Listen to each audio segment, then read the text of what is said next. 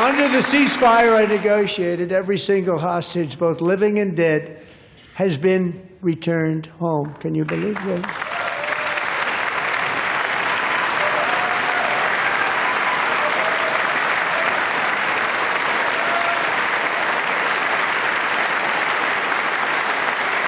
Nobody thought it was possible. Nobody thought that was possible. Both living and dead. And those parents who had a dead son, their boy, they'd always tell me their boy, they wanted him as much as though he were living. It was an amazing period of time. And they came back, and when we got all of the living hostages back, and many, many before them, but I always said those last 20 are going to be very tough, but we got many, many more, hundreds. But I said those last 20 are going to be tough. We got them back. But we only got back 14 or 15 of the dead, of the 28. And believe it or not, Hamas worked along with Israel, and they dug, and they dug, and they dug. It's a tough thing to do, going through bodies all over, passing up 100 bodies sometimes for each one that they found. Tough job. And they finally got it back to 27. And then Steve and Jared, they got it back to 28. They found all 28. Nobody thought that was possible, but we did it. And I remember the family of the 28th. They were so grieved, but they were so happy as it's possible to be. They had their boy back. The mother said, "Sir, we have our boy back." What a period of time that was, but we got them all back. So thank you both very much. Great job.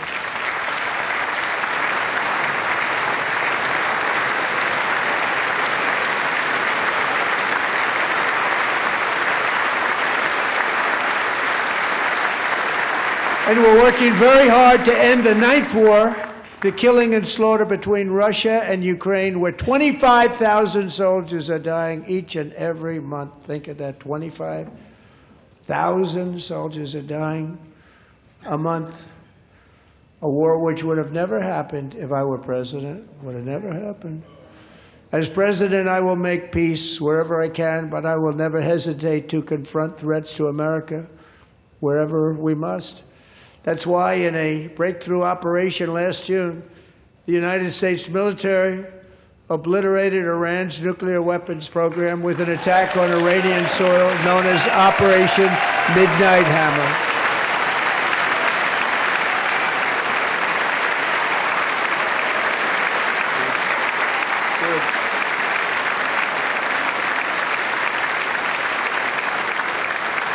For decades, it had been the policy of the United States never to allow Iran to obtain a nuclear weapon. Many decades. Since they seized control of that proud nation 47 years ago, the regime and its murderous proxies have spread nothing but terrorism and death and hate.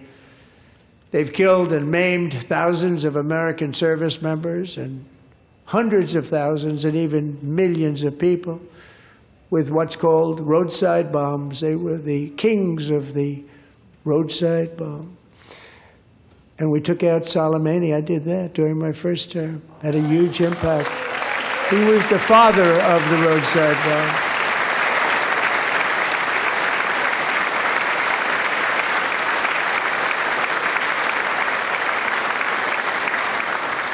And just over the last couple of months with the protests, they've killed at least, it looks like, 32,000 protests. 32,000 protesters in their own country. They shot them and hung them. We stopped them from hanging a lot of them with the threat of serious violence. But this is some terrible people. They've already developed missiles that can threaten Europe and our bases overseas, and they're working to build missiles that will soon reach the United States of America. After Midnight Hammer, they were warned to make no future attempts to rebuild their weapons program, and in particular, nuclear weapons. Yet they continue. They're starting it all over. We wiped it out, and they want to start all over again, and are at this moment again pursuing their sinister ambitions. We are in negotiations with them. They want to make a deal, but we haven't heard those secret words. We will never have a nuclear weapon. My preference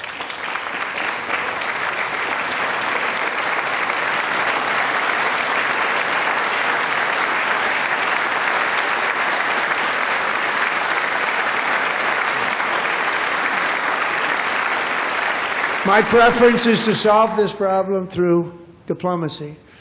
But one thing is certain, I will never allow the world's #1 sponsor of terror, which they are by far, to have a nuclear weapon. Can't let that happen.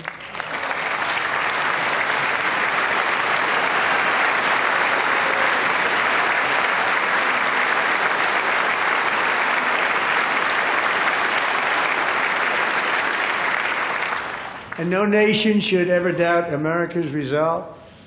We have the most powerful military on earth. I rebuilt the military in my first term. We're going to continue to do so. Also, we just approved a $1 trillion budget. We have no choice. We have to be strong, because hopefully we will seldom have to use this great power that we built together. It's really called peace through strength, and it's been very, very effective.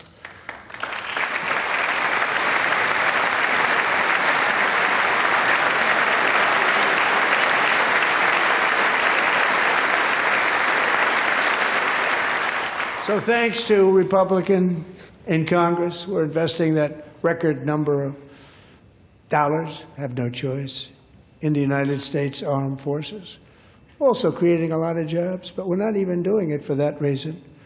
Because as I said, we have more jobs, more people working today than ever before in the history of our country.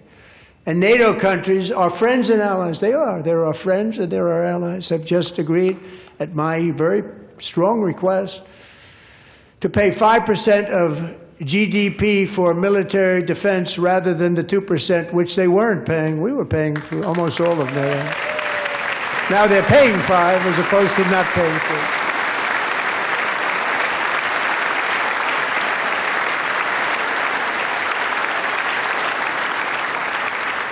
And getting that 5% was something which everyone said would never be done, could not happen. We got it really easily with one meeting.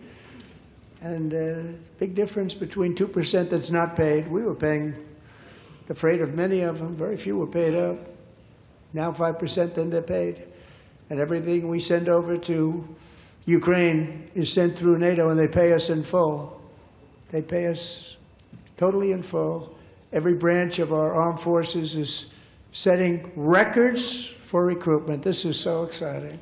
And every service member recently.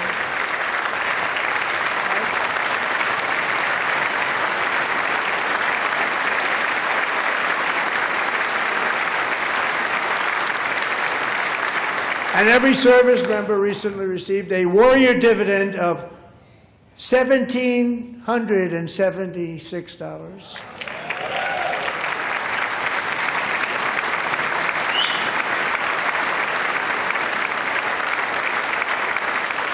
You know, they put it on my desk. We got the money from tariffs and other things, a lot of money we have. We have much more money than people understand.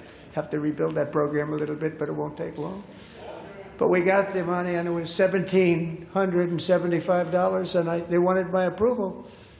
And I said, what's the number? $1,775. I said, wait a minute. For $1 more, we can have $1,776. It's going to...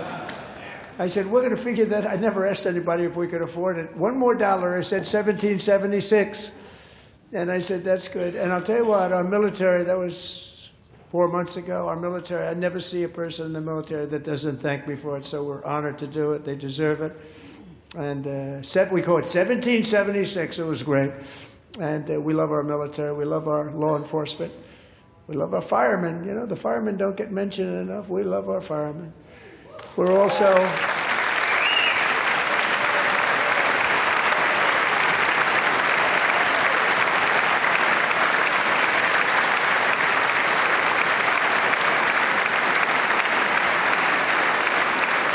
We're also restoring American security and dominance in the Western Hemisphere, acting to secure our national interests and defend our country from violence, drugs, terrorism, and foreign interference. For years, large swaths of territory in our region, including large parts of Mexico, really large parts of Mexico, have been controlled by murderous drug cartels. That's why I designated these cartels as foreign terrorist organizations, and I declared illicit fentanyl as a weapon of mass destruction.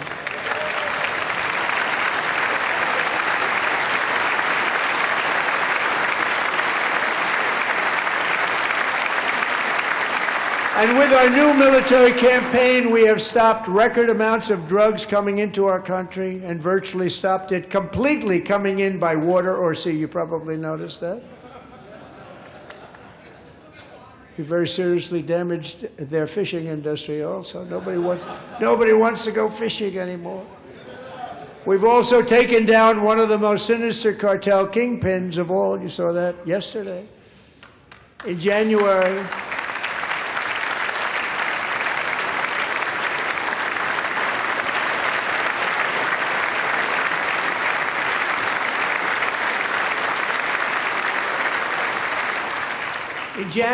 elite American warriors carried out one of the most complex, spectacular feats of military competence and power in world history. No one's seen anything like it. Foreign leaders, I won't tell you who, called me and they said, very impressive, very impressive.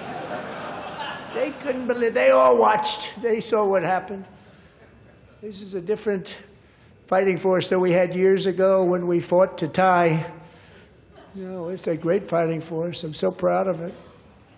Look at Space Force. Space Force is my baby, because we did that.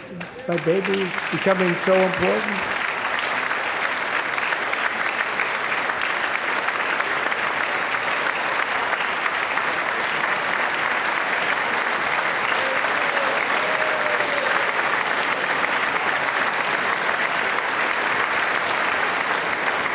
And America's armed forces overwhelmed all defenses and utterly defeated an enemy, good fighters, to end the reign of outlaw dictator Nicolas Maduro and bring him to face American justice.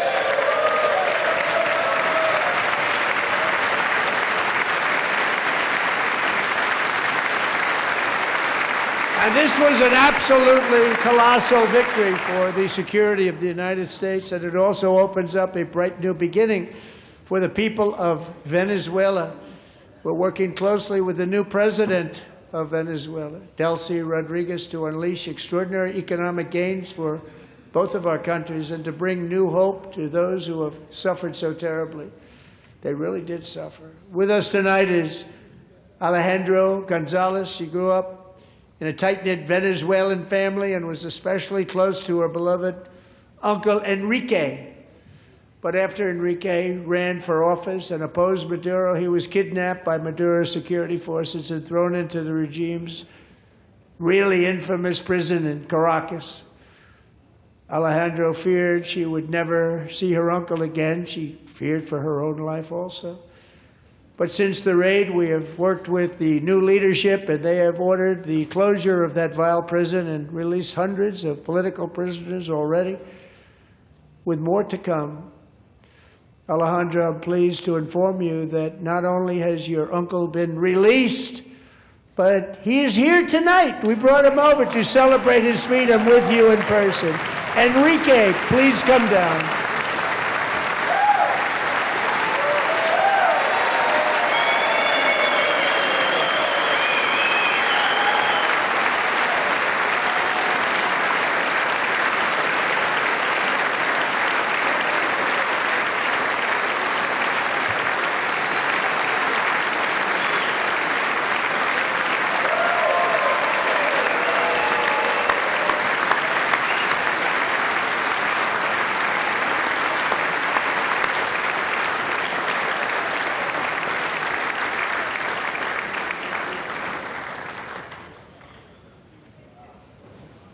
Thank you, Enrique. Have a good time.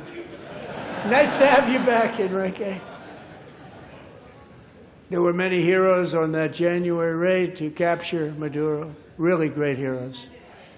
It was very dangerous. They knew we were coming. They were all set. But the deeds of one warrior that night will live forever in the eternal chronicles of military valor. Chief Warrant Officer 5, Eric Slover, planned the mission and was the flight lead in the cockpit of the first helicopter, a big, beautiful, powerful helicopter. It was a massive Chinook carrying, as you can imagine, many, many American warfighters. Wearing the dog tags, his wife Amy had blessed with holy water before he left. She knew it was going to be a rough one. While preparing to land, enemy machine guns fired from every angle, and Eric was hit very badly in the leg and hip, one bullet after another. He absorbed 4 agonizing shots, shredding his leg into numerous pieces. And yet, despite the fact that the use of his legs was vital to successful helicopter flight, legs are the most important part of flying a helicopter, to deliver the many commandos who would capture and detain Maduro was the only thing Eric was thinking about. Then, even as he was gushing blood, which was flowing back down the aisle, helicopter lands at a steep angle. The machine gun stood right in front of him. They were right in front of him, 2 machine gunners who escaped the wrath of the previous planes. Eric maneuvered his helicopter with all of those lives and souls to face the enemy and let his gunners eliminate the threat. Turned the helicopter around so the gunners could take care of business, saving the lives of his fellow warriors from what could have been a catastrophic crash deep in enemy territory. Only after safely landing the helicopter with all the warriors aboard in the exact right spot, which was vital to the mission. We probably would have had to maybe cancel the mission if that didn't happen. Eric told his co-pilot, also wounded, but not as gravely, to take over. I'm about ready to pass out. The success of the entire mission and the lives of his fellow warriors hinge on Eric's ability to take the searing pain. It was unbelievable what's happened to his legs of the bullets and keep on flying and landing, and people knew what was happening. Everybody in the back of the helicopter knew because they saw the blood pouring down the aisle. Chief Warrant Officer Slover is still recovering from his serious wounds, but I'm thrilled to say that he is here tonight with his wife Amy, Eric, and Amy, come on in.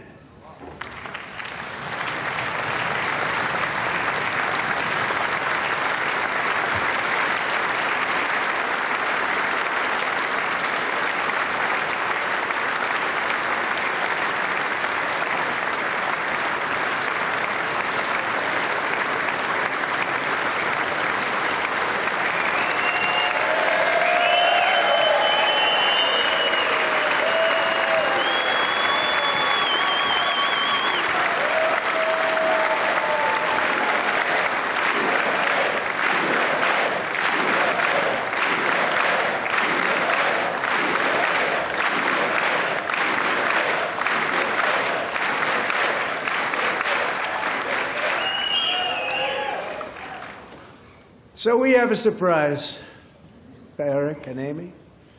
In recognition of Eric's actions above and beyond the call of duty, I would now like to ask General Jonathan Braga to present Chief Warrant Officer Slover with our nation's highest military award, the Congressional Medal of Honor.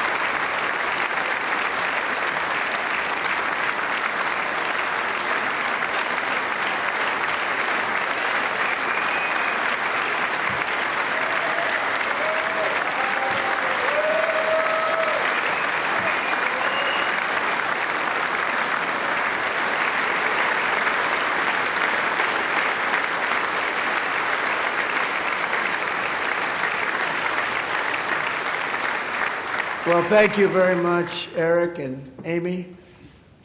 Great to get to know you. I met with them and with a lot of their fellow warriors at Fort Bragg recently.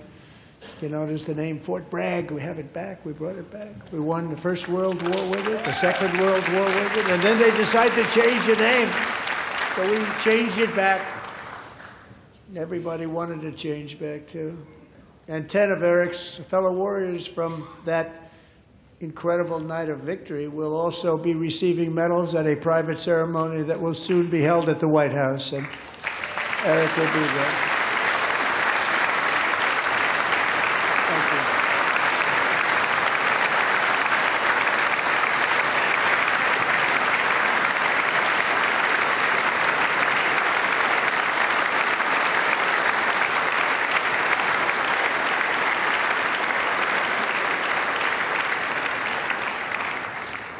Thank you, Eric. That's a big one. Tonight we've celebrated many truly extraordinary American patriots, but there is one last living legend to honor before we go. But tonight, at 100 years old, this brave Navy captain is finally getting the recognition he deserves. He was a legend long before this evening. Royce, please stand up, and I will ask the First Lady of the United States to present Captain Royce Williams with his Congressional Medal of Honor.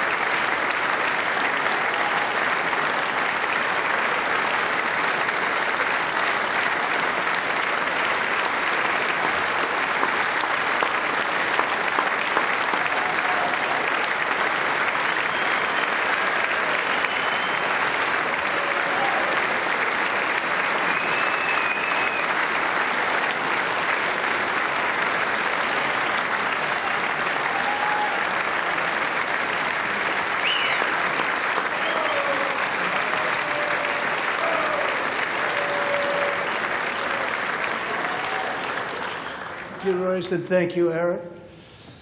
I've always wanted the Congressional Medal of Honor, but I was informed I'm not allowed to give it to myself, and I wouldn't know why I'd be taking it, but if they ever open up that law, I will be there with you someday.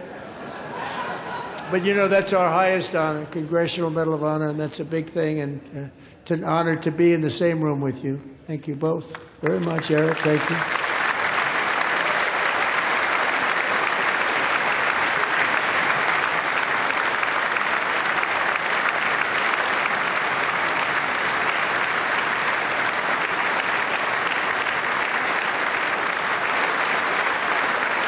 Thank you.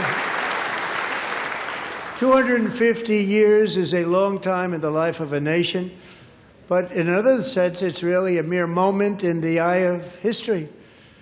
Two of the gentlemen we met in the gallery this evening took their first breaths 1 century ago, 100 years before that, on July 4th, 1826, the author of the Declaration of Independence, brilliant, Thomas Jefferson, drew his last breath.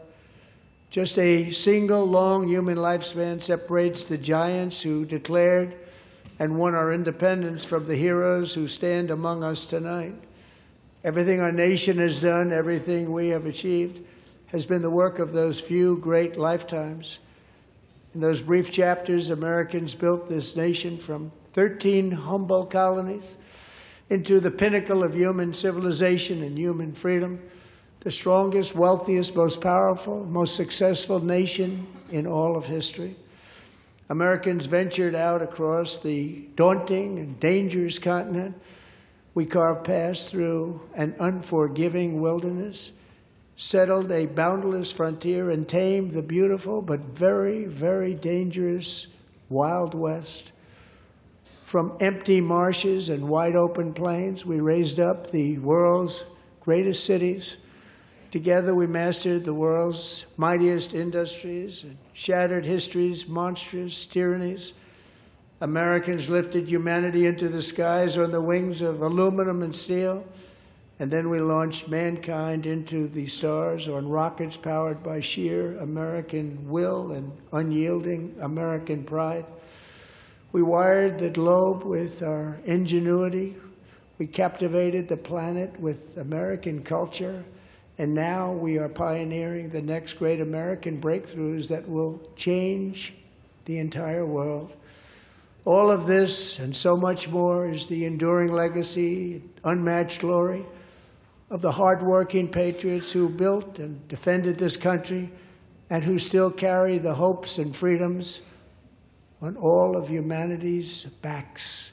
For years they were forgotten, betrayed, and cast aside. But that great betrayal is over, and they will never be forgotten again. Because when the world needs courage, daring, vision, and inspiration, it is still turning to America. And when God needs a nation to work his miracles, he knows exactly who to ask. There is no challenge Americans cannot overcome, no frontier too vast for us to conquer, no dream too bold for us to chase, no horizon too distant for us to claim. For our destiny is written by the hand of providence, and these first 250 years were just the beginning. From the rugged border towns of Texas to the heartland villages of Michigan, from the sun-kissed shores of Florida to the endless fields of the Dakotas, and from the historic streets of Philadelphia to right here in our nation's capital, Washington, D.C., the golden age of America is upon us. The revolution that began in 1776 has not ended. It still continues because the flame of liberty and independence still burns in the heart of every American patriot. And our future will be bigger, better, brighter, bolder, and more glorious than ever before. Thank you, God bless you, and God bless America.